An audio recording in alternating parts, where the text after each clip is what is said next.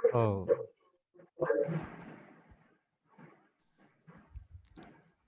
ॐ पूर्णमदः पूर्णमिदं पूर्णात् पूर्णमुदच्यते पूर्णस्य पूर्णमादाय पूर्णमेवावशिष्यते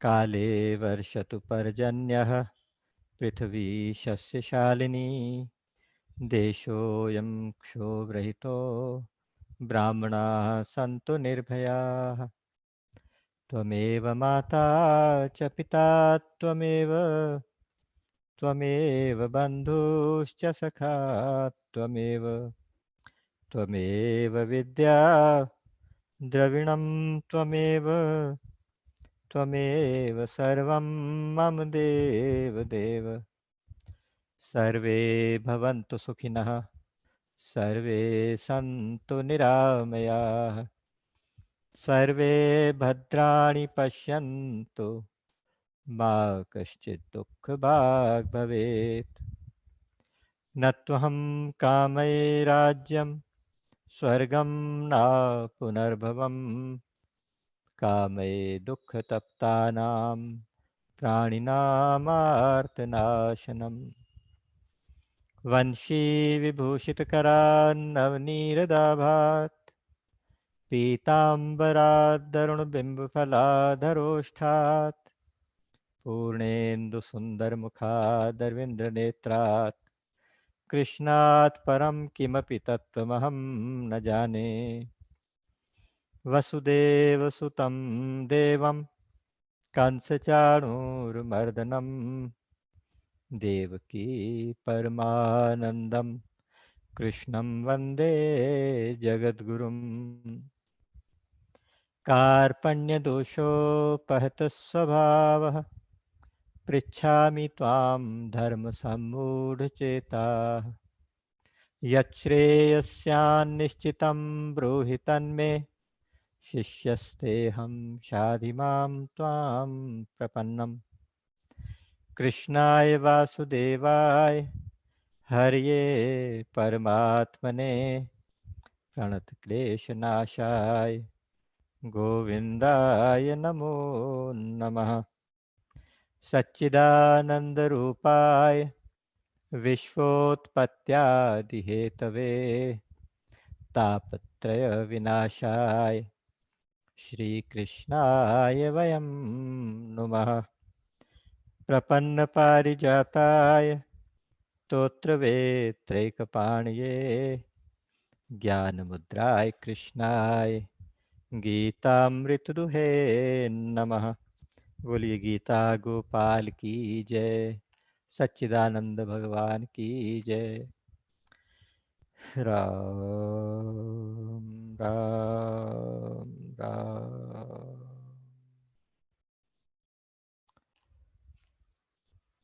भगवान की असीम कृपा के फलस्वरूप आज हम यहाँ एक बार फिर से उपस्थित हुए हैं। उस कृपा के प्रति नतमस्तक होते हुए आप सबके हृदय में बैठे हुए भगवान श्री कृष्ण के चरणों में नमन करते हुए आप सबका हार्दिक अभिनंदन करता हूँ। श्री भगवद गीता परिक्रमा के इस क्रम में आज तीसरे अध्याय को जहाँ कल छोड़ा था उसके आगे थोड़ा और कंटिन्यू करेंगे। मुख्य रूप से दूसरा और तीसरा अध्याय जैसा हमने कल चर्चा की थी, मुख्य रूप से कर्मयोग दूसरे अध्याय में भी 39वें श्लोक के बाद ये 13th chapter complete, sorry 3rd chapter complete, ये सारा का सारा कर्मयोग के बारे में बता रहे हैं। ये कर्मयोग जो भगवान श्री कृष्ण की एक देन है, मानव मात्र को सुखी रहने के लिए, प्रसन्न रहने के लिए एक रास्ता है, एक टेक्निक है जीने की, एक टेक्निक है कर्म करने की, दुनिया में कैसे रहा जाए, कैसे किया जाए, कैसे कर्म किए जाए। तो एक टेक्निक है, प्रैक्टिकल एस्पेक्ट है। गीता केवल थ्योरेटिकल बात नहीं करती, Gita practical manual of life है। साइकोलॉजिकली दो बातें कही जाती हैं। कोई भी साइकोलॉजिस्ट हो उनसे पूछिए कि प्रसन्न रहने के लिए क्या करना चाहिए? तो 2 पॉइंट्स होते हैं, वो ये कहते हैं कि एक तो आप प्रेज़ेंट में रहो, वर्तमान में रहो। दूसरा वो ये कहते हैं कि आप ग्रेटफुल रहो, जो कुछ आपके पास है उसके लिए धन्यवाद, उसके लिए भगवान का धन्यवाद, उसके लिए समाज का धन्यवाद, सबका धन्यवाद कि आई एम ग्रेटफुल कि मुझे जो मिला है वो उसके लिए धन्यवाद।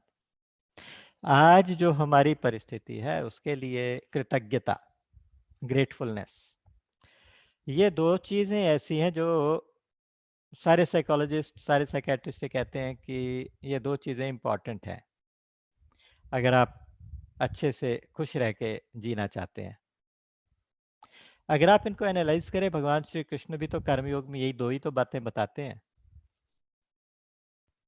जब आप कहते हैं कि आप वर्तमान में रहें, तो इसका मतलब ये है कि आप भविष्य की जितनी भी बीती हुई भविष्य की जितनी भी आने वाली बातें हैं, कल्पनाएँ हैं, डर हैं,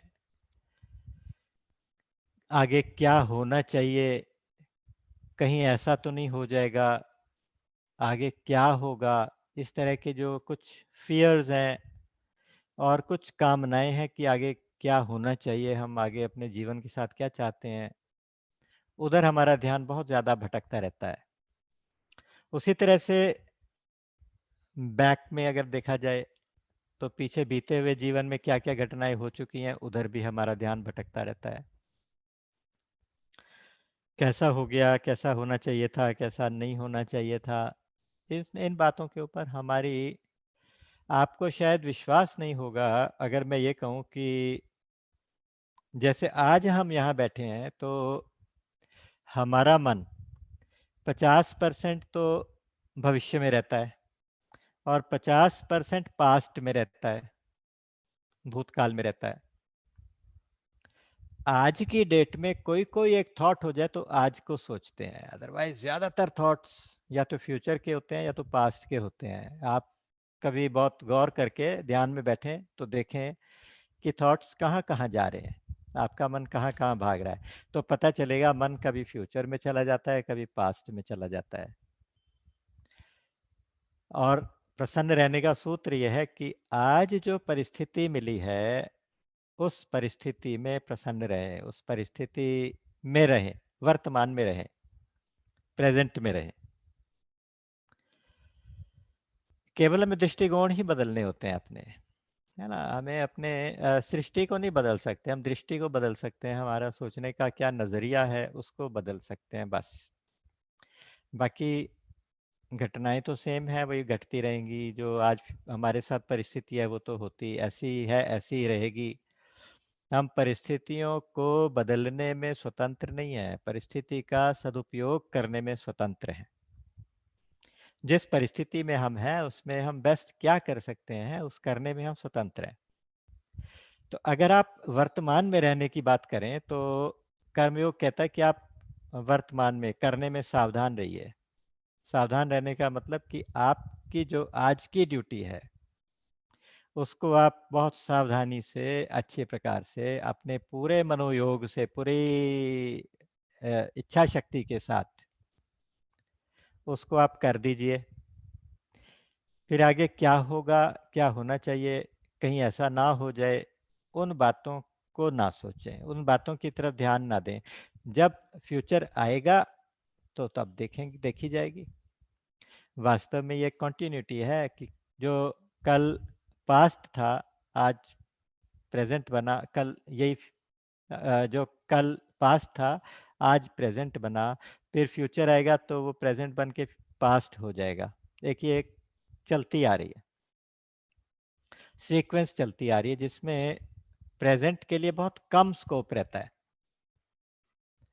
ज़्यादातर फ्यूचर प्रेज़ेंट होके पास्ट में चला जाता है। तो हमें इस प्रेज़ेंट में जितनी देर के लिए भी ये टाइम मिला है, उतनी देर के लिए हम अपनी ड्यूटी, जो भी हमारी आज की असाइन्ड ड्यूटी है, उसको हम अच्छे से कर दें। गीता यही कहती है। तो पहली चीज़ तो हो गई प्रेज़ेंट में रहना। दूसरी चीज़ होती है ग्रेटफुल रहना। ग्रेटफुल रहने का मतलब ये है कि आज हमें जो कुछ मिला है, उसके लिए हमारा भगवान को बहुत-बहुत धन्यवाद। जो भी मिला है, हमें अच्छा लगे चाहे ना लगे, जो मिला है, कुछ मिला ही है, वो उसके लिए भगवान का धन्यवाद। भगवान कभी हमारा बुरा नहीं चाहते। एक मैंने एक बार कहा था कि एक फ़ॉर्मूला है, एक मंत्र है जो हमें सबको याद रखना चाहिए। वो ये है कि ओ गॉड, भगवान से प्रार्थना कर रहे हैं कि oh God, I know you love me. हे भगवान, मुझे मालूम है तुम मुझे बहुत प्यार करते हो, एंड आई ट्रस्ट यू, और मुझे आप पे पूरा भरोसा है। सेकंड लाइन में आप बोलिए, I have no complaints whatsoever. मुझे मेरी दुनिया, मेरे अपने जीवन से मुझे कोई शिकायत नहीं है। आपका बहुत बहुत धन्यवाद। Thank you God, I know you love me and I trust you, I have no complaints whatsoever. तीसरा सूत्र जो गीता देती है वो कहती है कि आप सेवा कर दो। सेवा मीन्स अपना जीवन दूसरों के लिए जीना शुरू कर दो। सेवा का सबसे बड़ा सूत्र ये होता है कि आप अपनी ड्यूटी समझ के दूसरों की सेवा करें। एहसान समझ के नहीं कि हमने किसी की सेवा की तो उसके ऊपर एहसान किया, किसी की मदद की तो उसके ऊपर एहसान किया। अपना कर्तव्य समझ के आज हमारा कर्तव्य है कि हम दूसरों की सेवा कर दें तो बस कर दें। उसके बाद और इसके आगे कुछ नहीं सोचना कि सेवा से हमें क्या फ़ायदा मिला, क्या नुकसान हुआ। फ़ायदा नुकसान नहीं सोचना। यहाँ तक कहा जाता है कि जैसे क्रिश्चियनिटी में एक बहुत अच्छी बात मुझे लगती है, वो कहते हैं कि आपका अगर दायाँ हाथ किसी को दान देता है, तो बाएँ हाथ को पता ना चले। आपने शोर तो मचाना ही नहीं। ये तो इस चीज़ को भूल जाओ कि मैंने कुछ किया, मैंने कोई सेवा की। सेवा का मतलब निष्काम सेवा। सेवा का मतलब निष्काम कर्म। सेवा का मतलब बिना किसी एक्सपेक्टेशन के दूसरों के काम कर देना, बिना किसी एक्सपेक्टेशन के दूसरों की मदद कर देना। मैंने एक बार पढ़ा था, उसमें था कि अगर कोई व्यक्ति आपके आगे हाथ फैला के कभी खड़ा हो, तो उसको कभी भी खाली हाथ मत भेजना। मान लीजिए कोई भी आदमी, कोई भी व्यक्ति, कोई भी प्राणी आपके आगे मदद के लिए आया है, अगर आपके पास कुछ है उसके लिए तो दे दीजिए, नहीं है तो खाली नहीं भेजना। खाली नहीं भेजने का मतलब यह है कि उसके लिए भगवान से प्रार्थना तो कर देना कि भगवान इसका कष्ट दूर करो। उसमें क्या जाता है? उसमें कुछ नहीं जाता। अगर आपके पास कुछ है तो उसको दे दीजिए, अगर नहीं है तो, क्योंकि हमें नहीं पता ये यात्राएं कितनी लंबी हैं। ये शरीर यात्रा शब्द कहते हैं ना, शरीर यात्रा पिचते ना प्रसिद्धेद कर्मणा। शरीर यात्रा का मतलब एक तो ये होता है कि शरीर का निर्वाह। शरीर यात्रा का एक मतलब ये भी होता है कि ये जो जीवात्मा की शरीरों की यात्राएं हैं, एक शरीर से दूसरा शरीर, दूसरे शरीर से तीसरा शरीर, क्या पता आने वाले समय में हम उसकी गेटअप में हो, वो हमारी गेटअप में हो, इस तरह से हमारा हाथ इधर हो, उसका हाथ उधर हो, कुछ नहीं पता। तो इसलिए कभी भी अगर कोई मदद मांगने आया, आपको पता है कि वो धोखा दे रहा है, तो भी उसकी कुछ मदद करो। अगर मदद नहीं कर सकते तो कम से कम उसके लिए प्रार्थना कर दो। तो ये सेवा का ये सूत्र है, सेवा का सूत्र है। और भगवान के लिए धन्यवाद करते रहो। आपने सुना होगा कि मरने के बाद जब जीव जाता है तो वहाँ भगवान के यहाँ 3 सेक्शंस, डिपार्टमेंट बने होते हैं। एक बहुत इंटरेस्टिंग स्टोरी मैंने पढ़ी थी। किसी व्यक्ति ने लिखा कि मुझे एक बार सपना आया। सपने में मैं मर गया और मरने के बाद मैं भगवान के पास, भगवान के लोक पहुँच गया, स्वर्गलोक पहुँच गया समझ लीजिए। वहाँ देवदूतों ने मेरा स्वागत किया और मैंने पूछा कि मुझे कहाँ ले जाओगे? तो उन्होंने कहा, तुमने जैसे कर्म किए हैं तुम्हारा खाता देखा जाएगा और तुम्हें उसी हिसाब से आगे भेज दिया जाएगा। वो लेके मुझे चले और मैं उनके पीछे-पीछे चला। रास्ते में मैंने देखा कि एक ऐसा डिपार्टमेंट आया, ऐसा उनका एक सेक्शन था स्वर्ग का, जिसमें बहुत भीड़ थी।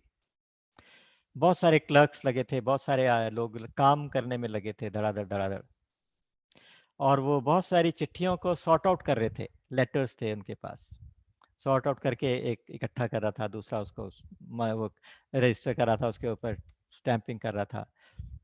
तो मैंने उत्सुकतावश पूछा, मैंने कहा ये क्या चीज़ है? तो उन्होंने कहा कि ये हमारा रिसीविंग सेक्शन है। रिसीविंग सेक्शन का मतलब ये हुआ कि जो पृथ्वी लोक से लोग अपनी अपनी डिमांड्स हमारे पास भेजते हैं, अपनी अपनी प्रार्थनाएं हमारे पास भेजते हैं, तो वो सारी प्रार्थनाएं यहाँ रिसीव की जाती हैं और उनको यहाँ से आगे प्रोसेसिंग की जाती है। तो वहाँ बहुत भीड़ थी, बहुत बिजी डिपार्टमेंट था। थोड़ी दूर आगे चले तो उससे भी ज़्यादा बिजी डिपार्टमेंट था। वहाँ पैकेट्स बन रहे थे, पैकिंग हो रही थी, और सामान लोड अपलोड हो रहा था सब। तो मैंने पूछा ये क्या है?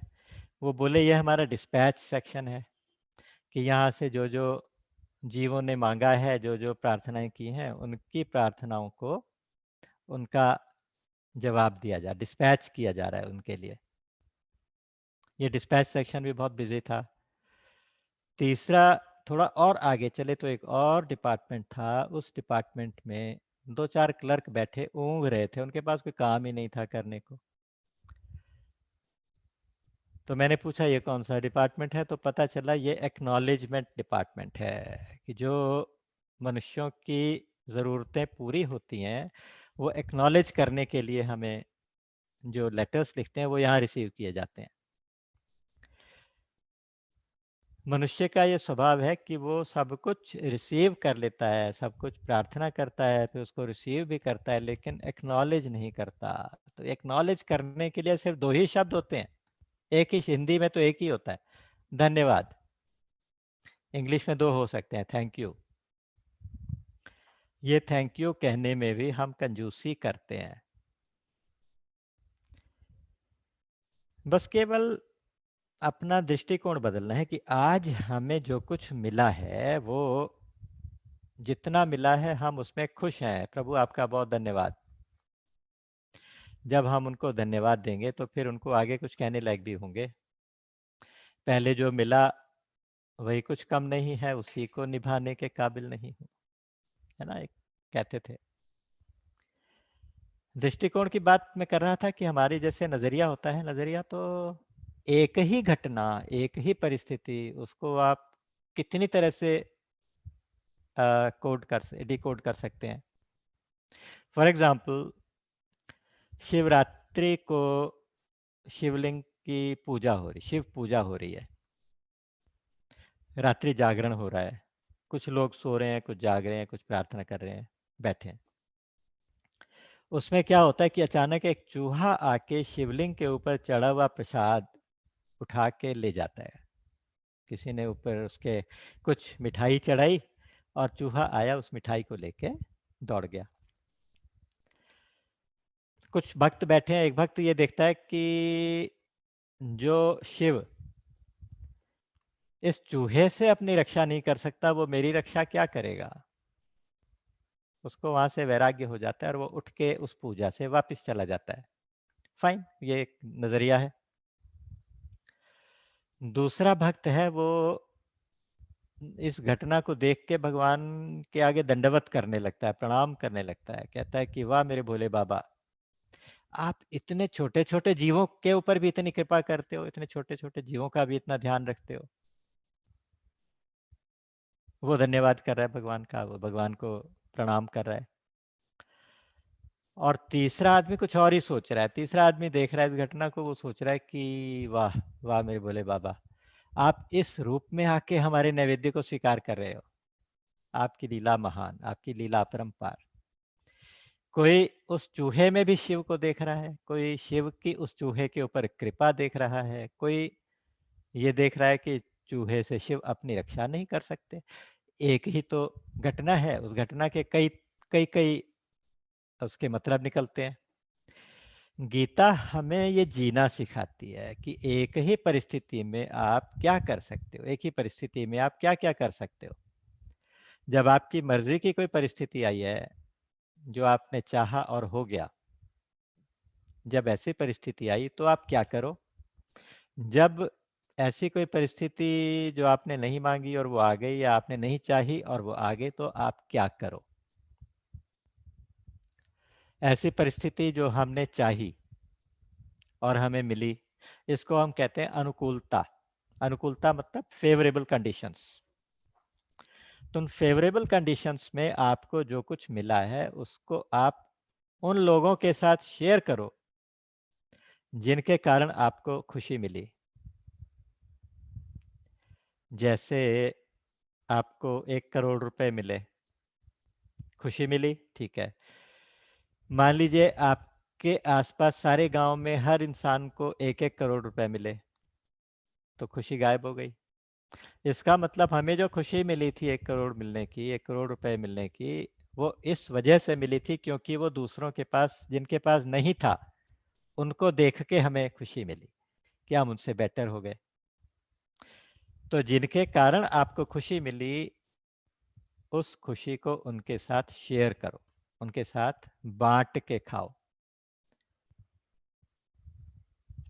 गुरु नानक देव जी का वंड छक, बांट के खाओ, बांट के खाओ।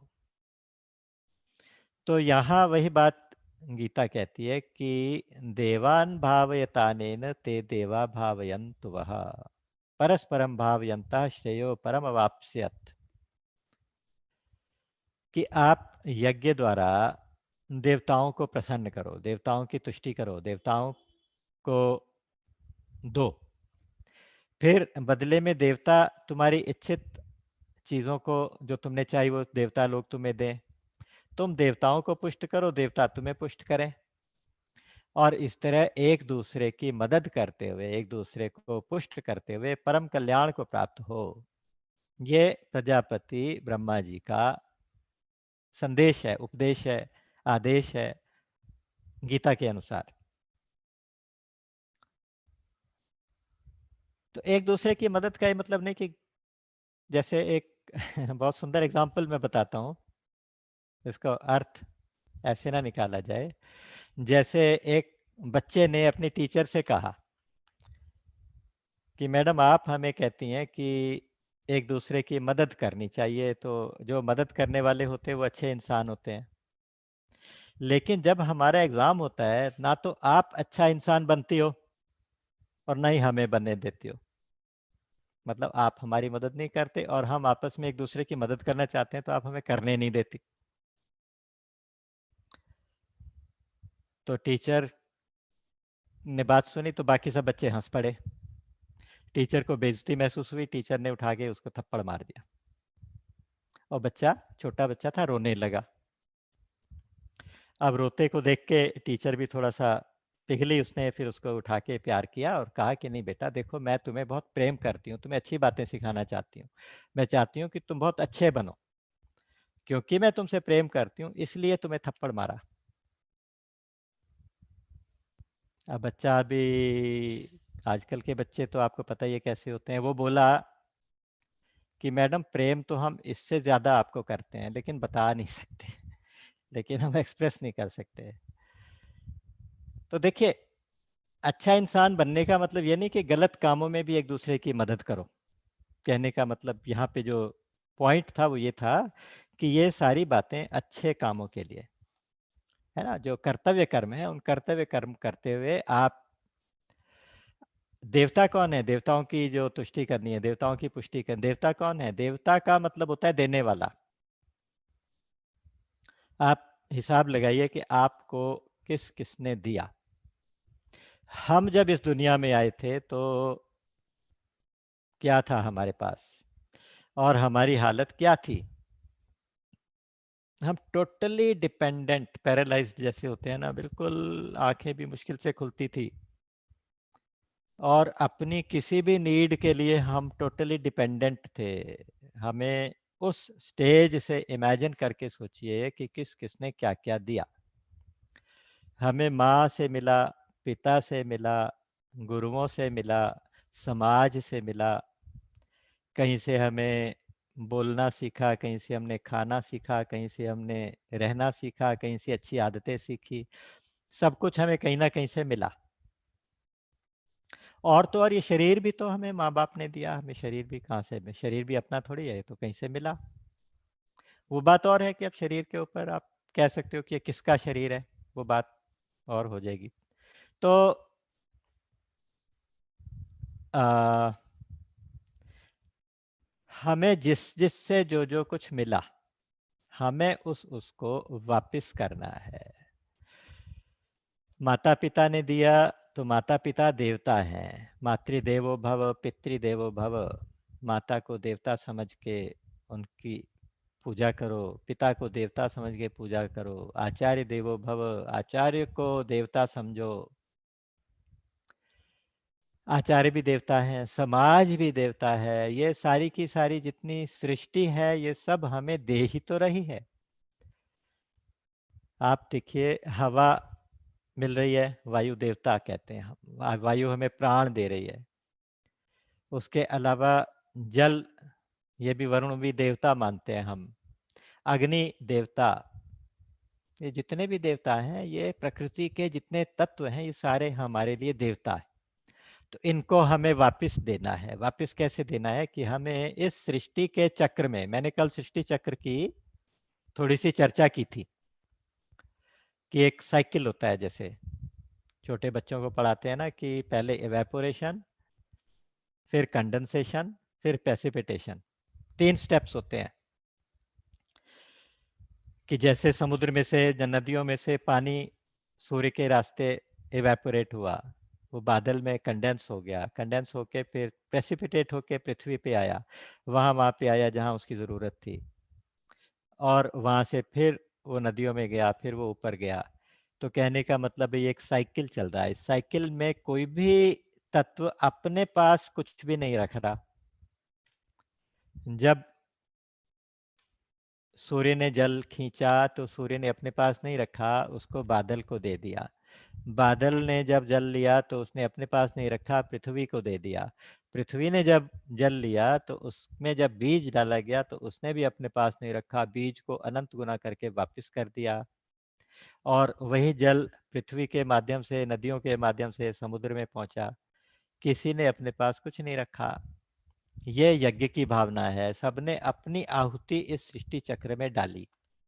इस सृष्टि चक्र को अच्छी तरह से चलाए रखने के लिए हमें केवल कंज्यूमर नहीं बनना, हमें कंट्रीब्यूटर भी बनना है।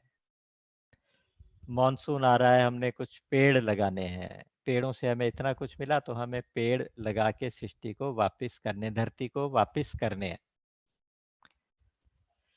तो इस तरह से जो देवता हैं वो हमारी रक्षा करें, हमारे लिए हमारी वृद्धि करें, और हम देवताओं की वृद्धि करें। ये गीता कहती है। बहुत साइंटिफिक है और बहुत ही अच्छा तत्व, अब अच्छा ही सूत्र है। ऐसा करते, और ये यज्ञ है, ये यज्ञ चलता रहे, इस तरह से सृष्टि चक्र चलता रहे। जो इस सृष्टि चक्र के अनुकूल नहीं चलते, वो पापी हैं, वो चोर हैं। जो यज्ञ शेष खाते हैं वो पुण्य है, और जो यज्ञ शेष नहीं खाते, खुद अपने लिए पकाते हैं, तो पाप है। तो यहाँ यज्ञ शेष एक शब्द आया था। अगर हम पौराणिक अर्थ करें, जैसे यज्ञ होते हैं तो यज्ञ में यज्ञ शेष होता है। गृहस्थी के लिए पंच यज्ञ कहे जाते हैं, आपने सुना होगा। इस तरह से बताते हैं कि जैसे एक तो कंडनी, पेशणी, चुल्लू, उदकुंभी, मार्जनी, 5 चीजें घर के अंदर ऐसी होती थी। ये हमारे शास्त्रों में लिखी हैं बातें। 5 चीजें ऐसी होती थी जिसमें प्रतिदिन हमारे चाहे अनचाहे हमारे से कुछ ना कुछ पाप, कुछ ना कुछ हत्या, कुछ ना कुछ हिंसा हो जाती है। जैसे उन्होंने कहा कुंडनी, कंडनी का मतलब होता है कि जो उखल, पहले ज़माने में उखल और मूसल होता था। उखल में कोई चीज़ डाल के उसे कूटी जाती है, अनाज को कूटा जाता था, तो उसमें हिंसा हो जाती है, कोई जीव दब जाते हैं। पेशणी मतलब चक्की, चक्की घुमाते थे पहले, तो चक्की के अंदर भी कुछ जीव पिस जाते हैं। चुल्ली का मतलब होता है चूल्हा, चूल्हे के अंदर आपने अग्नि जलाई, अग्नि में कुछ जल गया, ना चाहते हुए। ये सब अनचाही हिंसाएँ हैं जो हमारे से हो जाती हैं। इस तरह 5 चीज़ें, उदकुंभी कहा गया, उदकुंभी का मतलब जल हो गया, जो घड़ा रखते थे। और मार्जनी का मतलब झाड़ू हो गया। इन चीज़ों के यूज़ करने से 5 जगह हमारे से पाप हो जाते हैं, और वो 5 कैसे होते हैं, उसके लिए पंच यज्ञ का विधान है। देव यज्ञ, ऋषि यज्ञ, अतिथि यज्ञ, पितृयज्ञ और जीव यज्ञ। इसका मतलब ये हुआ कि आप जब खाना बनाते हैं, ये आपने, जो हमारी जनरेशन के लोग हैं, हमने तो अपने पेरेंट्स को देखा है करते हुए। आगे अब हम भी नहीं करते, आगे भी नहीं देखा जाता इस चीज़ को। तो होना चाहिए, बहुत साइंटिफिक है। उसमें कहते थे कि एक तो आप देव यज्ञ करो, ब्रह्म यज्ञ जिसको बोलते हैं, देव यज्ञ। देव यज्ञ का मतलब हवन। सृष्टि से आपने लिया, अग्नि में आहुति डाली तो वो वातावरण शुद्धि हो। दूसरा ऋषि यज्ञ होता है, आप स्वाध्याय करें, स्वाध्याय करें, ये भी ये यज्ञ होता है। इसलिए हम जब गीता का पाठ करते कहते हैं गीता ज्ञान यज्ञ हो गया। आगे जाके भगवान कहेंगे जो मेरी गीता का स्वाध्याय करेगा तो मैं उसके द्वारा ज्ञान यज्ञ से पूजित होऊंगा। फिर पितृ यज्ञ होता है कि पितरों के लिए श्राद्ध तर्पण करें, या घर में जो पितर हैं, हमारे जो बड़े बूढ़े हैं, उनको हम कुछ ऑफर करें, उनकी हम सेवा करें। फिर अतिथि यज्ञ होता है। अतिथि यज्ञ का मतलब ये होता है कि कोई अतिथि आ जाए तो उसका सत्कार करें। हमें याद है कि जब बचपन में खाना बनता था तो एक रोटी एक्स्ट्रा ज़रूर बनाई जाती थी, कि शायद कोई आ गया तो उसके लिए, अतिथि के लिए, अननोन गेस्ट कोई आ जाए। तो उसी तरह से फिर जीव यज्ञ होता है कि आप बाकी जीवों के लिए, चिड़िया के लिए, कौवे के लिए, कबूतर के लिए कुछ दाना, कुछ अन्न में से, अपने खाने में से थोड़ा सा निकाल के ऊपर डाल दो। चिड़िया के लिए पानी रख दो गर्मियों में।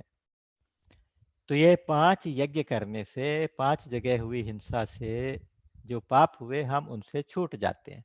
और उसके बाद जो आप इन पांचों को शेयर करने के बाद जो आप खाते हैं, उसको कहते हैं यज्ञ शेष। तो यज्ञ शेष खाने से आप समस्त पापों से छूट जाते हैं। मुच्यते सर्व किल विषयी। यज्ञ शिष्टासने संतो मुच्यंते सर्व किल विषयी। यज्ञ शेष खाने से आप सारे पापों से छूट जाते हैं। दूसरा एक अर्थ ये भी है, जैसे पीछे कहा गया, यज्ञ मतलब कर्तव्य कर्म। कर्तव्य कर्म करने से शेष क्या बचा? शेष बचती है समता, समत्व, इक्वानिमिटी जिसको हम कहते हैं, कि दुख सुख लाभ हानि जय पराजय, हमें कोई फिर चिंता नहीं होती किसी चीज़ की, अच्छा बुरा भी सब बराबर लगने लगता है। तो इस प्रकार की जो एक भावना आ जाती है, समता, उसका आप सेवन करें। यज्ञ शेष को आप खाएं, मतलब यज्ञ शेष को आप सेवन करें। यानी अपने कर्तव्य कर्म करने के बाद जो शांति मिलती है, जो समता आती है, उस समता में आप रहें। तो ये हो गया यज्ञ शेष खाने का मतलब। तो आप यज्ञ शेष की बात कर रहे थे, तो यज्ञ शेष का मतलब ये हुआ। अच्छा, फिर एक चीज और यहाँ पे कही गई थी कि ये यज्ञ की चर्चा यहाँ तक हो गई,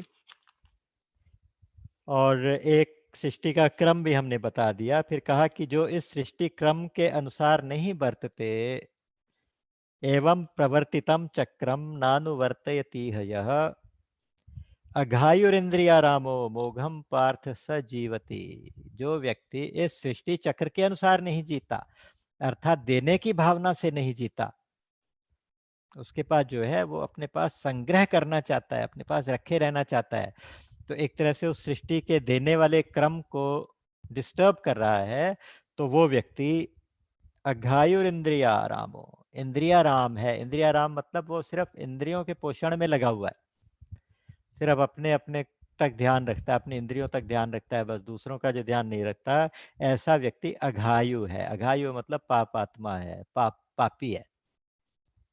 और यहाँ तक कहते हैं मोघम पार्थ स जीवती, ये पार्थ सह मोघम जीवति, ऐसा व्यक्ति व्यर्थ में जीता है, उसका जीना भी बेकार। तो जो देना नहीं जानते उनके लिए भगवान बहुत कठोर शब्द प्रयोग करते हैं। एक बार कहते हैं कि वो स्तेन है, वो चोर है। दूसरी जगह कहते हैं वो अघायु है, इंद्रियाराम है। देने से, दूसरों के साथ शेयर करने से, देने से प्रकृति हमारा ध्यान खुद रख लेती है, क्योंकि हमें नहीं पता कि हमें आज जो मिल रहा है वो किसके भाग्य का मिल रहा है। बहुत सुंदर स्टोरी एक आती है जिससे इस पॉइंट को समझने में आसानी मिलेगी। एक गरीब ब्राह्मण था, भगवान का भक्त था, लेकिन घर में खाने पीने के लाले पड़े हुए थे। खाने पीने को नहीं ज़्यादा, मतलब जो धन भी नहीं मिलता, खाने को भी एक समय खाया, दूसरे समय खाने का जुगाड़ है कि नहीं है, बड़ा मुश्किल हो गया था। एक बार उसने भगवान से प्रार्थना की। उसने कहा कि भगवान, मेरा ये ऐसी पोजीशन क्यों है?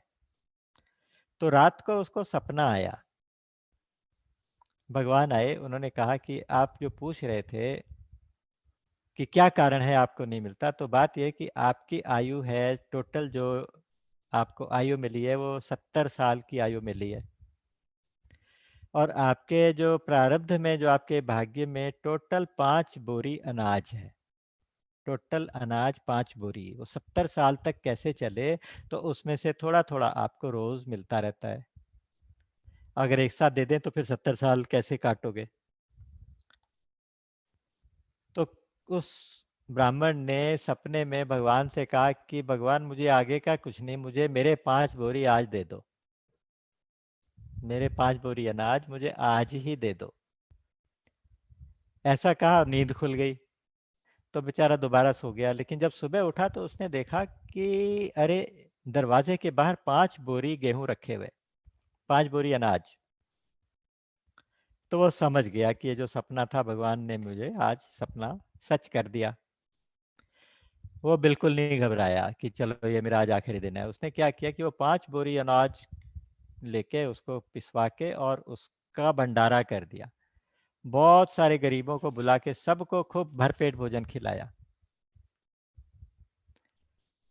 और अपना आराम से रात को सो गया कि आज तो आखिरी दिन है, मेरे 5 बोरी मुझे आज मिल ही गए, ठीक है, अब नहीं मिलेगा कोई बात नहीं। लेकिन जब अगले दिन नींद खुली तो और 5 बोरी अनाज उसका गेट के बाहर फिर दोबारा से रखा हुआ था। अगले दिन फिर 5 बोरी रखा हुआ था। फिर उसने एक दिन भगवान से पूछा कि ये क्या हो रहा है? तो बोले कि बेटा, तुम जिनके साथ बांट के खा रहे हो उनके प्रारब्ध का भी तो तुम्हें ही मिलेगा। उनके प्रारब्ध का भी तुम्हें मिल रहा है। तो जो कर्मयोग की फिलॉसफी है वो ये कहती है कि आप जब अपनी चीजें लोगों से शेयर करो, जो आपको मिला उसमें प्रसन्न रहो, फिर उसको उसके प्रति कृतज्ञ रहो, भगवान के प्रति। और जो आपको मिला वो आप उन लोगों के साथ शेयर करो जिनके पास वो नहीं है।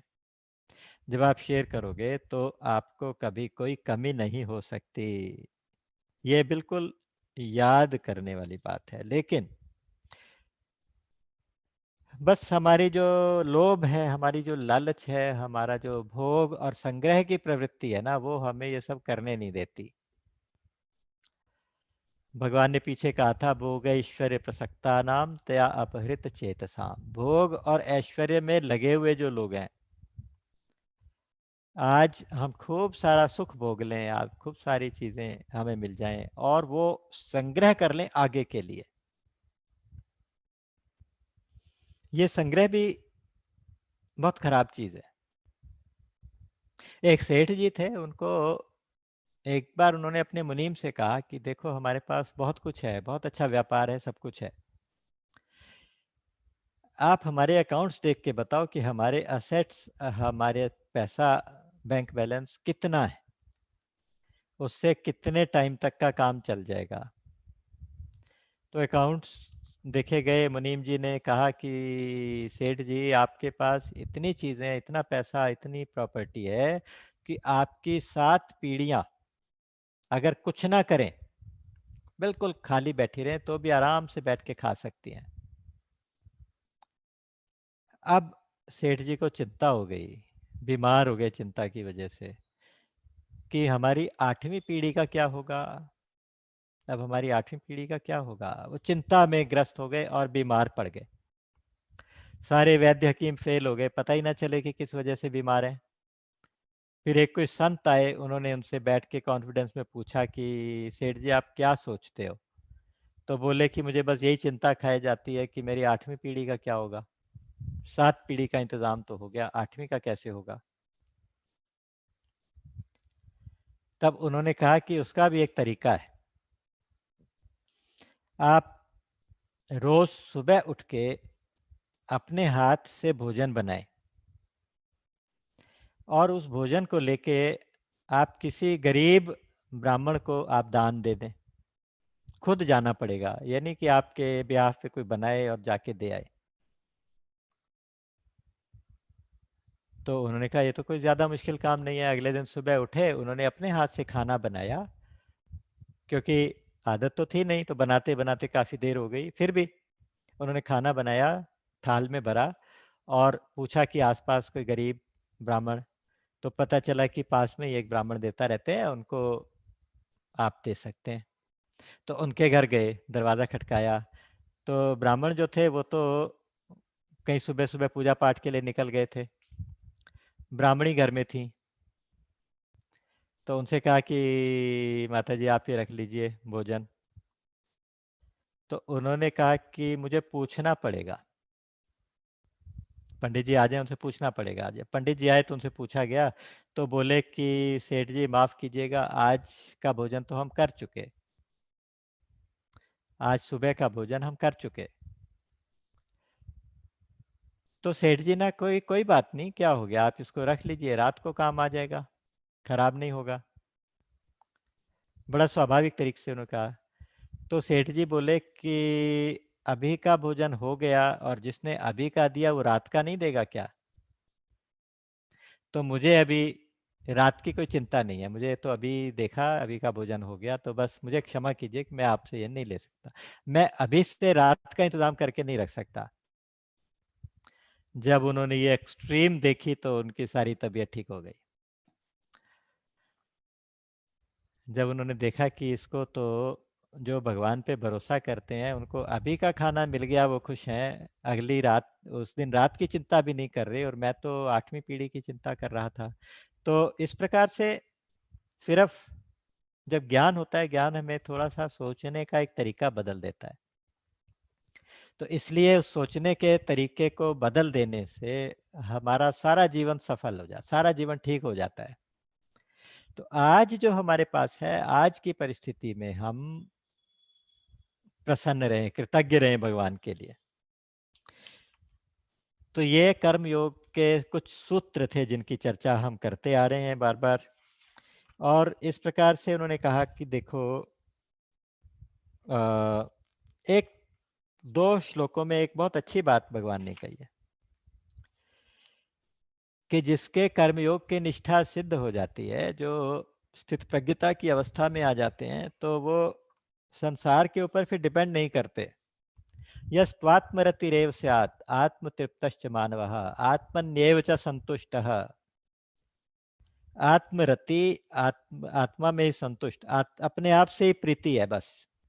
उन्हें संसार अच्छा नहीं लगता, सिर्फ अपने आप, स्वयं स्वयं को ही अच्छा लगता है, यानी अपनी आत्मा ही अच्छी ये लगती है। आत्मा में ही रति है, आत्मा में ही प्रीति है, आत्मा में ही तृप्ति है, आत्मा में ही संतोष है। जो ऐसी अवस्था में पहुंच जाते हैं जिनका संसार से डिपेंडेंस बिल्कुल खत्म हो जाती है, उनके लिए अब कुछ भी करना बाकी नहीं रहता। और उसके लिए तो अब आगे कहा कि नैव तस्य कृतेनार्थो ना कृतेनेह कश्चन। ना करने से ना करने से उनको कोई मतलब ही नहीं रहता, किसी से कोई स्वार्थ का संबंध रहता ही नहीं। तो अब वो कुछ करें या ना करें, लेकिन वो ऐसी अवस्था में आने के बाद भी जो कर्मयोगी होता है वो कर्म करता है। क्यों करता है? 2 कारणों से। एक तो अपने अंतःकरण को क्लीन करने के लिए कर्म करता रहता है। दूसरा, क्योंकि उसका क्लीन तो हो ही गया, वो एक ऐसी अवस्था में आ गया, नैव तस्य कृतेनार्थो वाली अवस्था में, तो वो अब लोक संग्रह के लिए कर्म करता है। लोक संग्रह का एक शब्द यहाँ पे आया। लोक संग्रह का मतलब ये हुआ कि लोगों का समूह जो है, बाकी जो जनता है, वो हमें देख के क्या आदर्श ले, हम दूसरों के लिए एक एग्जाम्पल पेश करें। लोग हमें अगर रोल मॉडल मानते हैं तो हमारी जिम्मेदारी बहुत बड़ी हो जाती है। तो उन्होंने उदाहरण के लिए कहा कि देखो, जो जनक आदि ऋषि थे,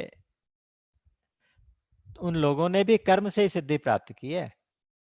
कर्म करते करते ही, यानी जो सिद्ध हो गए उसके बाद भी वो कर्म करते रहे। जनक आदि का उदाहरण दिया। जनक जी विदेह कहे जाते थे। तो विदेह का मतलब होता है कि जो अपने देह भान से ऊपर उठ गए, जिनको शरीर भाव रहा ही नहीं, वो अपने आप को शरीर नहीं समझते, आत्मा में रहते हैं, ब्रह्मानंद में रहते हैं। लेकिन वो भी राज्य पाठ पूरा पूरा सुचारू रूप से चलाते हैं, बहुत अच्छी तरह से मैनेज करते हैं पूरे राज्य को। एक कहते हैं कि कई तरह के लोग होते हैं, जैसे कृष्ण तो योगी थे, सुखदेव जी त्यागी थे, और राम और जनक ये राजा थे। लेकिन सारे ही एक जैसे थे, सारे सारे एक जैसे, मतलब सब एक ही अवस्था को पहुंचे हुए सिद्ध थे। एक इस तरह का श्लोक आता है, उसमें ये लिखा गया कि चाहे कोई कृष्ण हो, चाहे कोई शुक हो, चाहे कोई राजा हो, जनक हो, चाहे कोई राम हो, जितने भी लोग हैं ये सब विरक्त महापुरुष हैं। ये सब विरक्त हैं, अनासक्त हैं।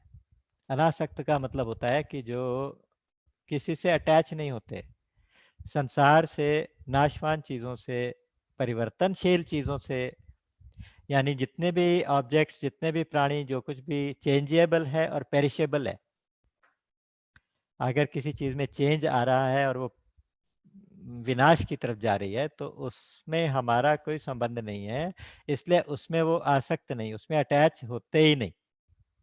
तो ऐसी अवस्था वाले महापुरुष कर्मयोग से हो जाते हैं। कर्मयोग करते करते, कर्मयोग की प्रैक्टिस करते करते आप ऐसी अवस्था में पहुंच जाते हैं। तस्माद असक्तः सततम कार्यम कर्म समाचर, ये एक संदेश है हम सबके लिए। तस्मात शब्द जहां पर गीता जी में एक प्रसंग कोई चल रहा हो, तो वहां तस्मात वाला श्लोक आ जाए, तो इसका मतलब वो प्रसंग को यहाँ विराम दिया जाएगा। तस्मात का मतलब होता है इसलिए। तो कहा कि इसलिए असक्तः सततम कार्यम कर्म सम आचर, तुम असक्त यानी अनासक्त होके, अनअटैच्ड होके, कार्यम कर्म यानी कर्तव्य कर्म, जो आपके करने लायक कर्तव्य है आपका इस वर्ण आश्रम परिस्थिति के अनुसार, आज जो करने लायक है, उसको आप सततम, निरंतर, समाचार, समाचार मतलब अच्छे प्रकार से उसका आचरण करो। आज तुम्हारे लिए अगर युद्ध करना उचित है, कर्तव्य कर्म है, तो युद्ध करो।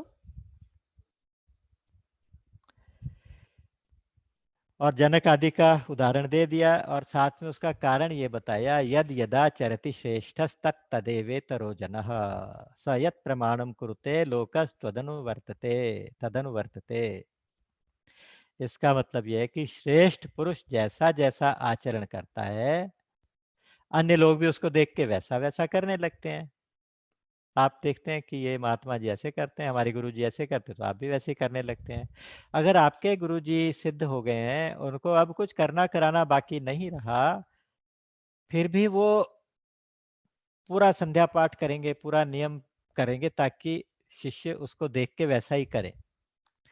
तो इसको कहते हैं लोक संग्रह। लोक संग्रह में वापी संपश्यन कर तुम रहसी, लोक संग्रह को देखते हुए भी तुम्हें कर्म करना पड़ेगा। फिर यहाँ पे जनक आदि का उदाहरण देके धीरे से अपना उदाहरण दे देते हैं। कहते हैं कि देखो अर्जुन, मैं तुम्हारे सामने बैठा हूं, मेरे लिए कुछ भी करना बाकी नहीं रहा, मैं उस अवस्था में पहुंच गया हूं, और तीनों लोकों में ऐसी कोई भी चीज नहीं है जो मुझे प्राप्त होने लायक हो और प्राप्त ना हो सके। यानी कोई भी ऐसी चीज जो तीनों लोकों में अगर कोई प्राप्त होने लायक चीज़ है वो मुझे प्राप्त ना हो सके ऐसा नहीं है, मुझे सब कुछ प्राप्त हो सकता है। मैं ऐसी अवस्था में हूँ, लेकिन फिर भी तुम्हारे सामने बैठा तुम्हारे रथ हाँक रहा हूँ, तुम्हारे घोड़ों की बागडोर पकड़ के लगाम पकड़ के बैठा हूँ, कर्म करता हूँ। फिर भी मैं कर्म करता हूँ क्योंकि अगर मैं कर्म ना करूँ, तो लोग भी मुझे देख-देख के ऐसे ही करने लगें और ऐसा करने लगेंगे तो वर्ण संकर हो जाएगा। वर्ण संकर का मतलब होता है कि सब हौच-पौच हो जाएगा और हौच-पौच हो जाने के कारण ये सारा लोक नष्ट हो जाएगा। सारा सृष्टि का चक्र खराब हो जाएगा, लोक नष्ट हो जाएगा। उत्सीदेयुरे में लोका, मैं सारे लोक को नष्ट करने वाला बनूं अगर मैं ऐसा ना करूं तो। अगर मैं अतीन्द्रिय, अगर मैं बहुत सावधान होके काम ना करूं तो इसका मतलब मैं लोगों को नष्ट करने वाला बन जाऊं। तो इसलिए अर्जुन तुम्हें भी ऐसे ही करना पड़ेगा। बस लेकिन करने के साथ-साथ ये ध्यान रखना पड़ेगा कि तुम कर्ता नहीं हो, कर्ता कोई और है। यहाँ ये बात 2 श्लोकों में बहुत सुंदर तरीके से बताई गई। उन्होंने कहा गया कि जितनी भी क्रियाएँ हैं वो प्रकृति के अंदर हो रही हैं, है ना? प्रकृति जो है उसके अंदर सारी क्रियाएँ हो रही हैं, लेकिन अहंकार विमूढ़ात्मा कर्ता हम इति मन्यते। जो अहंकार से जिसका चित्त मोहित हो गया, यानी अहंकार के कारण जिसे जो जैसा है वैसा समझ नहीं आ रहा, कन्फ्यूज़ हो गया जो, ऐसा व्यक्ति, मोहित चित्त वाला व्यक्ति ये समझता है कि मैं करता हूँ। वो सोचता है कि क्योंकि मैं करता हूँ तो इसलिए मुझे इसका फल मिलना चाहिए, तो इसके लिए मैं भोक्ता भी बन जाता हूँ। जब मैं कहीं भी कर्ता बनता हूँ तो फिर मुझे भोक्ता बनना पड़ता है। कर्ता और भोक्ता 2 शब्द हैं। कर्ता मतलब कर्म करने वाला, भोक्ता मतलब उसका फल एन्जॉय करने वाला या फल का भोग करने वाला भोक्ता। तो जो कर्ता बनता है वो भोक्ता भी बनता है। ले इसीलिए कहा गया तत्त्ववित्तु महाबाहो गुण कर्म विभागयो गुणागुणेषु वर्तन्त इति मत्वा न सज्जते। लेकिन जो तत्व को जानने वाले महापुरुष हैं, वो सब जानते हैं कि ये सारी की सारी क्रियाएँ, जो कुछ भी होता है ये प्रकृति के 3 गुण हैं। वो गुण आपस में इंटरैक्ट कर रहे हैं। सात्विक सत्व, रजस, तमस ये 3 गुण जो हैं ये आपस में एक दूसरे के साथ इंटरैक्ट कर रहे हैं, उनके इंटरैक्शन से ये सारी क्रियाएँ हो रही है। ये जिस तरह से 7 कलर्स होते हैं, 7 कलर्स का खेल मल्टीपल कलर्स के रूप में दिखाई देता है, उसी तरह से 3 गुणों का खेल मल्टीपल एक्शंस के रूप में दिखाई देता है। तो ये तत्व को जानने वाला पुरुष ये समझ जाता है और फिर आगे मोहित नहीं होता। वो फिर ये समझ लेता है कि ये सब कुछ जितना भी चल रहा है, ये सब एक लेज़र शो जैसा है। एक्चुअली कुछ भी नहीं है, फिर भी सब कुछ दिखाई दे रहा है। जो इस बात को समझ जाता है, तो उसके बाद उसे फिर कुछ भी करना कराना बाकी नहीं रहता। फिर उसमें कर्तापन नहीं आता, उसको नहीं लगता कि मैंने कुछ किया। जो ये समझ लेता है कि ये शरीर भी मेरा नहीं है, मेरा संसार में तो कुछ भी नहीं हो सकता। उस समय में जो बात बीच में रह गई थी बताने वाला था, वो ये है कि मान लीजिए ये जीवात्मा, ये कौन कहता है ये मेरा ये मैं हूँ, शरीर मैं हूँ, इसको शरीर की तरफ इशारा करके कौन कह रहा है ये मैं हूँ। अंदर जो जीव बैठा है, जो आत्मा, जो जीवात्मा बैठा है वो कहता है कि ये मैं हूँ, और शरीर को मैं समझ रहा है। तो इसलिए वो जीवात्मा कहता है कि ये शरीर मैं हूँ या ये शरीर मेरा है। जैसे वो कहता है शरीर मेरा है, तो इतने में माता कहती है कि क्यों शरीर तुम्हारा कैसे, शरीर तो मेरा हक है इसके ऊपर, मैंने इसको पैदा किया, मेरे गर्भ से शरीर पैदा हुआ तो ये मेरा है, ये शरीर के ऊपर मेरा हक है। तो इतने में पिता कहते हैं कि नहीं, शरीर के ऊपर मेरा हक है क्योंकि ये अकेले माता से थोड़ी ना पैदा होगा ये, तो पिता का भी रोल है। तो ये शरीर पिता कहता है कि मेरा है। इतने में प्रकृति कहती है कि शरीर मेरा है। गुरु कहते हैं शरीर मेरा है क्योंकि मेरे आने से पहले तो ये जानवर जैसा ही था, इसको मनुष्य तो मैंने बनाया, तो इस शरीर के ऊपर मेरा हक है। गुरु के अलावा जो अपने भाई बहन है वो कहते हैं इसके ऊपर हमारा हक है, पत्नी कहती है हमारा हक है, पति कहता है हमारा हक है। तो किसका है शरीर? इतने में पता चलता है कि शरीर में विकार होने शुरू हो गए, रोग आने शुरू हो गए। तो रोग कहता है कि अब ये मेरा है, डिजीज कहती है कि अब ये मेरा है। उसके बाद आप दवाई खाने लगते हैं, शरीर थोड़ा सा ठीक होने लगता है, तो दवाई कहती है कि ये शरीर नहीं मेरा है अब तो। फिर भी नहीं बच पाते, जब काल मृत्यु आ जाती है तो काल कहता है कि शरीर मेरा है, मृत्यु कहती है अब ये शरीर मेरा है। काल ने कहा शरीर मेरा है, जाके चिता पे रखा, जला दिया, तो अग्नि कहती है मेरा है। और जब उसकी राख को जल में डाला गया, जल ने कहा मेरा है। और जल के बाद जो ये बादल में चला गया, सूर्य ने ऊपर खींचा, बादल में चला गया जल के रूप में, तो उसने कहा मेरा। वापस पृथ्वी पे आ गया बारिश के रूप में, वापस अन्न के रूप में आ गया, अन्न के रूप में फिर वापस जीव के रूप में आ गया। फिर वो कहता है ये मेरा है। अब इस पूरे साइकिल में से किसका है? ये किसी का भी नहीं है, वास्तव में ये किसी का भी नहीं है। तो इसलिए किसी भी चीज के साथ अटैचमेंट हो तो जरा विचार करिए कि उसके ऊपर कितने लोगों का हक है। या अगर किसी क्रिया में, किसी कर्म में हमें लगे कि ये काम हमने किया, तो आप ये सोचिए कि इस क्रिया में कितने सहायक हैं, कितनी चीजें यूज हुई तब ये क्रिया हुई। अगर एक कुम्हार कोई मिट्टी का घड़ा बनाता है तो कुम्हार कहता है मैंने बनाया, मिट्टी कहती है कि क्यों, तुमने कैसे बनाया? ये मैंने बनाया। अब मिट्टी भी कहती है कि नहीं, मिट्टी की भी एक खास काली मिट्टी होनी चाहिए। वो कहती है कि नहीं, सारी मिट्टी बेकार, मैंने बनाया। जो काली मिट्टी, जो उसकी पर्टिकुलर जिस तरह की मिट्टी चाहिए, उसमें जितना अमाउंट का जल चाहिए, ये सारी चीज़ें मिलेंगी। अगर काली मिट्टी की चिकनाई, जल की जो होती है ह्यूमिडिटी, वो सारा मिला, उसके बाद कुम्हार की स्किल और इंस्ट्रूमेंट्स जो चाक वगैरह होते हैं वो सारे आपस में मिलेंगे, तब जाके एक घड़ा तैयार होगा। तो घड़ा किसने बनाया, घड़े के ऊपर किसका अधिकार है, इसके ऊपर खूब बहस हो सकती है, चर्चा हो सकती है। लेकिन वास्तव में कोई एक अकेला ये नहीं कह सकता कि ये मैंने बनाया, अकेला कोई नहीं कह सकता। उसी तरह से कोई भी क्रिया मैंने नहीं की तो अकेला मैं फल का भोक्ता भी नहीं बन सकता। तो इसीलिए वो तत्वविद जो होते हैं, तत्व को जानने वाले, वो कहते हैं कि गुणा गुणेशु वर्तन्ते, गुण गुणों में बरत रहे हैं। अर्थात प्रकृति के तीन गुण आपस में रिएक्ट कर रहे हैं, तो आपस में एक्ट कर रहे हैं, इंटरैक्ट कर रहे हैं, तो उनसे सारी क्रियाएं हो रही हैं। तो इसलिए आ, इसके ऊपर किसी एक का हक नहीं हो सकता। तो अब इसके बाद कहा गया कि देखिए, ज्ञानी भी कर्म करते हैं, अज्ञानी भी कर्म करते हैं, लेकिन दोनों का कर्म अपेरेंटली बाहर से देखने में तो एक सा होता है ना। दोनों अपनी प्रकृति के परवश होकर कर्म करते हैं, उनकी जो प्रकृति है उसके अनुसार कर्म करते हैं। लेकिन ज्ञानी को उसका फल नहीं भोगना पड़ता, अज्ञानी को भोगना पड़ता है। क्योंकि ज्ञानी को मालूम है कि कैसे करना है, इसके मुझे फल के साथ अटैचमेंट नहीं रखनी, फल के साथ अपना संबंध विच्छेद करने में आप स्वतंत्र हैं।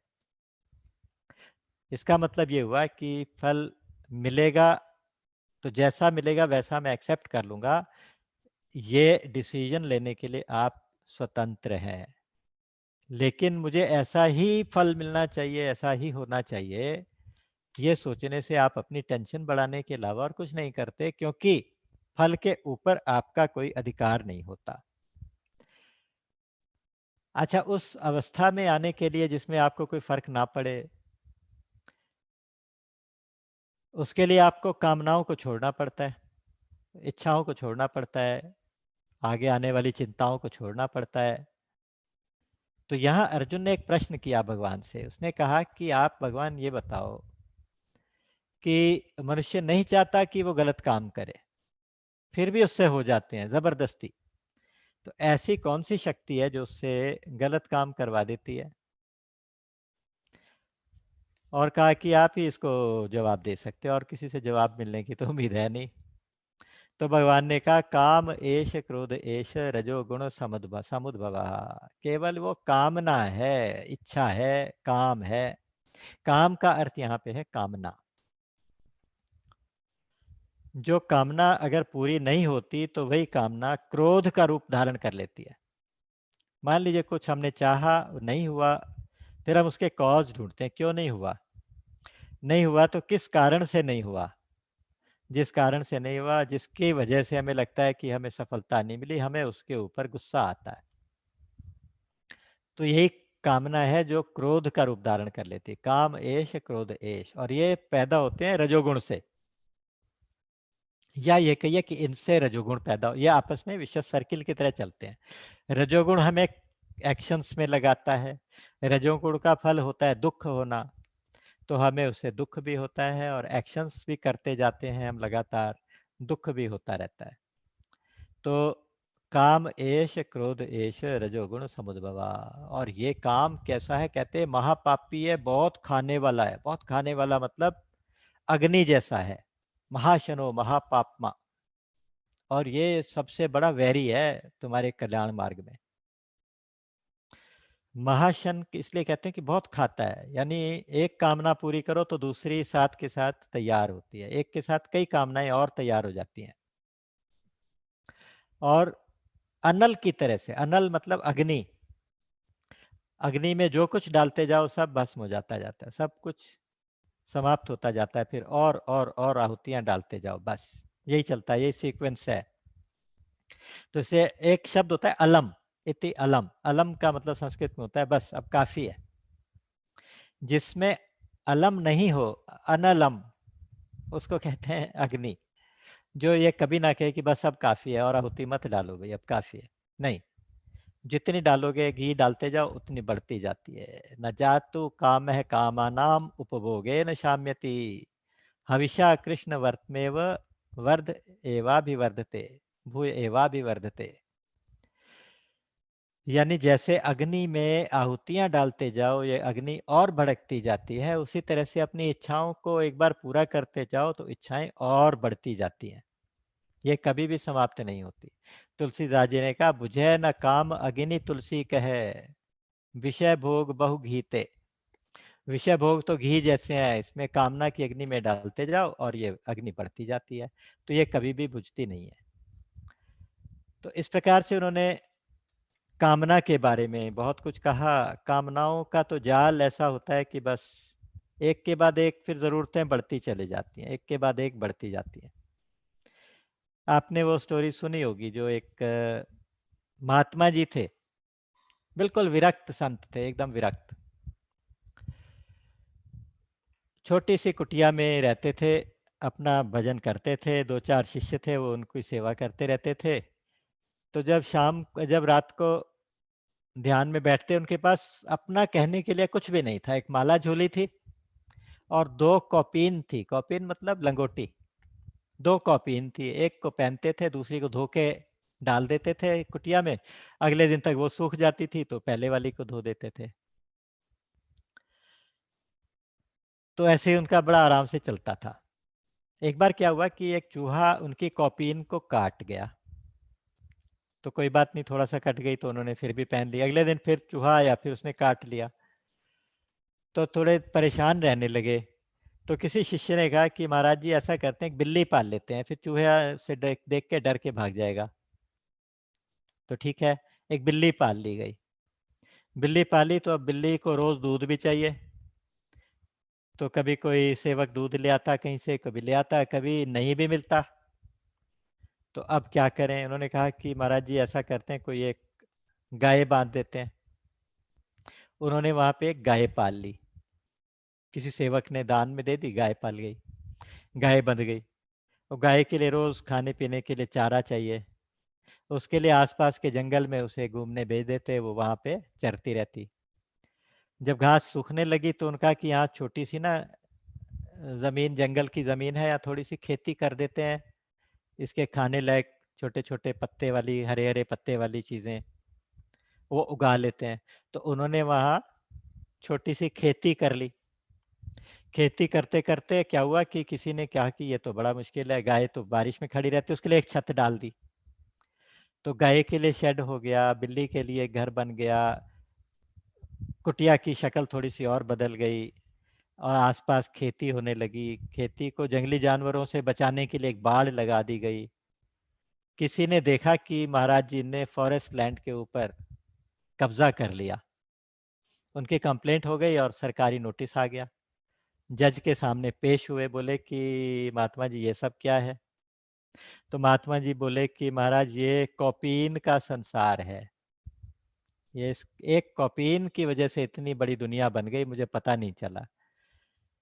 तो जैसे उनको ये समाज पता चला कि इसकी वजह से भाई वो कॉपीन भी उतार के अपना चुपचाप अवधूत अवस्था में चल पड़े। उन्होंने कहा कि बस अब और नहीं। तो ये जितनी आप कामनाओं को पूरा करते जाते हैं उतनी और बढ़ती जाती हैं, पता भी नहीं चलता।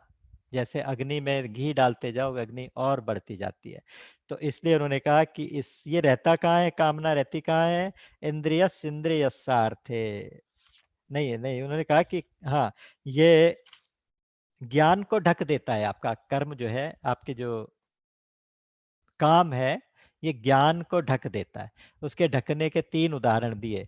जैसे धुएं से अग्नि ढकी जाती है, जैसे दर्पण के ऊपर, शीशे के ऊपर मैल चढ़ जाता है, जैसे गर्भ में जेर से यानी प्लेसेंटा से जो बच्चा, जो फीटस है, वो ढका रहता है।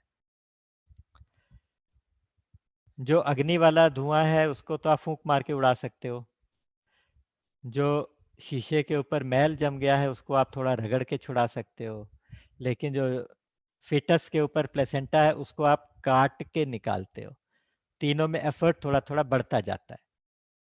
तो कहने का मतलब है, एक सत्वगुणी बंधन है, एक रजोगुणी बंधन है, एक तमोगुणी बंधन है। ये तीनों प्रकार के बंधन आपके ज्ञान को कवर करके रखते हैं। और ज्ञान ज्ञान को ढक तो कोई नहीं सकता, समाप्त भी कोई नहीं कर सकता, लेकिन इनको ढक देते। अपेरेंटली ऐसा लगता है जैसे ढक गया, ज्ञान ढका हुआ सा महसूस होता है। ज्ञान ढक जाता है तो फिर वो बातें समझ में नहीं आती जो इतनी सारी पीछे बातें बताई हैं। तो इसलिए लास्ट के श्लोकों ने भगवान ने अर्जुन को कहा कि देखो, इंद्रियां हमारी, सेंस ऑर्गन्स जो हैं हमारी, बहुत सूक्ष्म हैं, बलवान हैं, श्रेष्ठ हैं, ठीक है। लेकिन इंद्रियों से भी ज्यादा सूक्ष्म, बलवान और श्रेष्ठ है मन, क्योंकि इंद्रियों को मन कंट्रोल करता है। जिस इंद्रिय के साथ मन जाता है वही इंद्रिय हमें डोमिनेट करती है। आप देखिए, अगर आप कहीं बैठे हैं और आपका ध्यान कहीं और है, मन किसी और जगह गया हुआ है, तो अगर सामने से कोई आ भी गया तो पता नहीं चलता कौन आ गया। अगर कोई बिल्कुल हमारे साइड में आके खड़ा हो गया तो भी हमें पता नहीं चलता। आंख देखती ही नहीं। आंख खुली है लेकिन वो फिर भी नहीं देखती। यानी आंख के साथ उस समय मन नहीं है तो आंख को पता नहीं चला। हमें किसी ने आवाज दी, हमारे कान के साथ मन नहीं है तो कान को पता नहीं चला। तो इसलिए कहा गया कि मन जो है वो इंद्रियों से भी ज्यादा बलवान है, और मन से भी ज्यादा बलवान है बुद्धि, और बुद्धि से भी ज्यादा बलवान है आत्मा। तो इसलिए अपने आप को तुम आत्मा समझ के, अपने आप को सबसे ज्यादा बलवान समझ के, सबसे ज्यादा समर्थ समझ के, आप अपनी इंद्रियों को वश में करो, अपने काम को वश में करो, अपनी कामनाओं को वश में करो। तो इसलिए ये जो तुम्हारा बहुत ही बुरा शत्रु दुरासदम, काम रूपम दुरासदम, जही शत्रु महाबाहो काम रूपम दुरासदम, ये जो एक बहुत ही दुर्जय, बहुत ही मुश्किल से जीता जाने वाला काम के रूप में शत्रु है ना, इसको तुम जीत लो, इसको तुम हरा दो। यानी अपनी कामनाओं पे विजय पाओ, अपनी कामनाओं को कंट्रोल करो। और तुम कर सकते हो ये कहा, क्योंकि तुम शरीर नहीं हो, तुम आत्मा हो। अपने अपने आप को इन सबसे स्ट्रांग समझो, सबसे स्ट्रांग समझ के आप इस कामनाओं को कंट्रोल करो। दुर्योधन भी एक एक्सेप्ट करता था, कहता था कि जानामि धर्मम न च मे प्रवृत्ति ही, जानाम्य धर्मम न च मे निवृत्ति ही। ऐसा नहीं है कि मैं धर्म और अधर्म को जानता नहीं हूं। ये महाभारत में दुर्योधन ने कहा है कि मैं जानता हूं धर्म क्या होता है, लेकिन मेरे उसमें प्रवृत्ति ही नहीं होती, मेरा उसमें मन ही नहीं जाता धर्म के रास्ते पे। मैं जानता हूं कि अधर्म क्या है, लेकिन मेरी उससे निवृत्ति ही नहीं होती, उससे मैं छूट ही नहीं पाता। केनापि देवेन हृदय स्थितेन केनापि देवेन वशीकृतेन यथा नियुक्तोस्मि तथा करोमि। कोई ऐसा देव, कोई ऐसी शक्ति मेरे अंदर बैठी है जो मुझे जैसा कहती है वैसा मैं करने लगता हूं। अब वो शक्ति क्या है मुझे नहीं पता। भगवान ने यहाँ पे उसका जवाब अर्जुन को दिया है। उन्होंने कहा कि वो शक्ति काम है, कि जो तुम्हें बलात् जबरदस्ती पाप कर्म में लगाती है, जो जो तुम्हें अपनी मर्जी से अपने रास्ते पे ले जाती है। तो इस काम रूप शत्रु को आप जीत लो, इसके ऊपर विजय पाओ। तो इस प्रकार से ये ऑर्डर देके श्लोक नंबर 43 के बाद इस अध्याय को भी विराम दिया गया। थर्ड चैप्टर में 43 श्लोक हैं, सेकंड में 72 थे, फर्स्ट में 47 थे। फर्स्ट चैप्टर का नाम अर्जुन विषाद योग था, दूसरे चैप्टर का नाम सांख्य योग था, तीसरे चैप्टर का नाम कर्म योग था।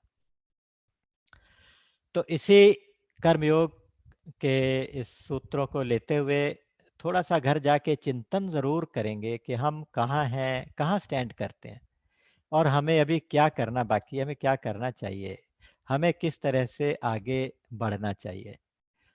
क्योंकि जो मेन मेन कहने लायक बातें दूसरे तीसरे चैप्टर में भगवान ने कह दी हैं। अब इन्हीं का आगे विस्तार रहेगा, इन्हीं के आगे थोड़ी थोड़ी एडिशंस भी रहेंगे।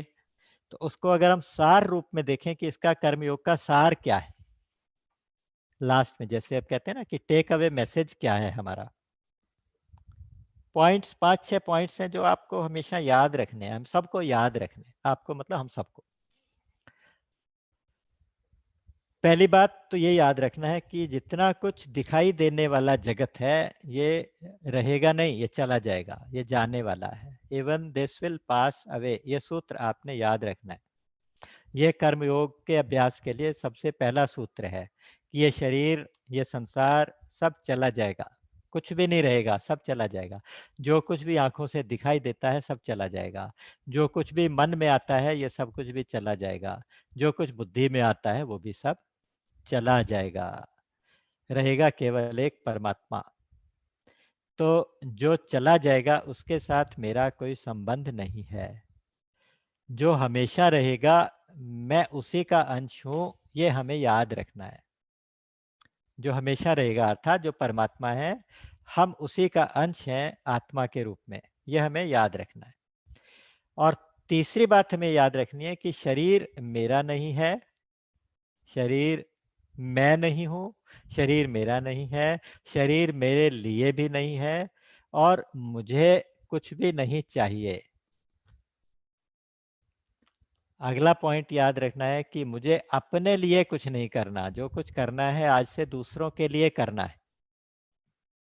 एक पॉइंट ये भी याद रखना है कि जितनी भी नाशवान और परिवर्तनशील, यानी जितनी भी पेरिशेबल या चेंजेबल चीजें हैं, है ना, सिर्फ ऑब्जेक्ट्स नहीं बल्कि जो भी फीलिंग्स भी जो भी हैं चेंजेबल, उनके बेसिस पर कोई भी व्यक्ति छोटा या बड़ा नहीं हो सकता।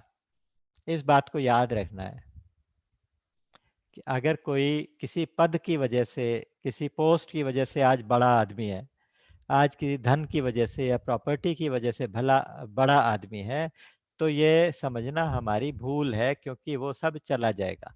जो चला जाएगा उन चीज़ों के आधार पर कोई भी बड़ा या छोटा नहीं होता। आज से ये हमें याद रखना है। फिर एक बात ये भी याद रखनी है कि हमें अपने कर्तव्य और दूसरे के अधिकार की रक्षा करनी है, उसकी तरफ फोकस करना है। हमारी ड्यूटी क्या है और दूसरे का राइट क्या है। 99% हमारा टेंडेंसी ये रहती है कि हम अपने अधिकारों की बात करते हैं और दूसरे की ड्यूटी की बात करते हैं। हमारे क्या राइट्स हैं वो हमें मिलने चाहिए, दूसरे की क्या ड्यूटी है उसे करनी चाहिए। दूसरे से दूसरा हमारी मर्जी से क्यों चलेगा, दूसरा अपनी ड्यूटी समझे तो करेगा, नहीं समझे तो नहीं करेगा। हम दूसरा क्या करेगा उसके लिए जिम्मेदार नहीं है। हमारा जो कर्तव्य है, हमारी जो ड्यूटी है, हमें करनी है और दूसरे का जो राइट है उसके ऊपर फोकस करना है कि दूसरे का राइट दूसरे को मिले। ऐसा हर व्यक्ति ने करना है। जब हर व्यक्ति ऐसा करने लगेगा तो सबको सबका राइट भी मिल जाएगा, सबकी ड्यूटीज भी पूरी होंगी और ये सृष्टि का चक्र भी सुचारू रूप से चलता रहेगा और हम कर्मयोगी कहलाने के अधिकारी बनेंगे। तो आज इन शब्दों के साथ कर्मयोग के इस चैप्टर को यहीं पे विराम दिया जाएगा और अगली बार फिर चौथा अध्याय हरि इच्छा हरि कृपा से जैसा भी प्रेरणा होगी, जिस तरह से भगवान की इच्छा होगी, फिर हम दोबारा से हाजिर होने का संकल्प लेके यहाँ से जाएंगे। तब तक के लिए राम अमित गुण सागर थाह कि पावहि कोई संतन सन जस किछु सुनेऊ तुम ही सुनायऊ सोई।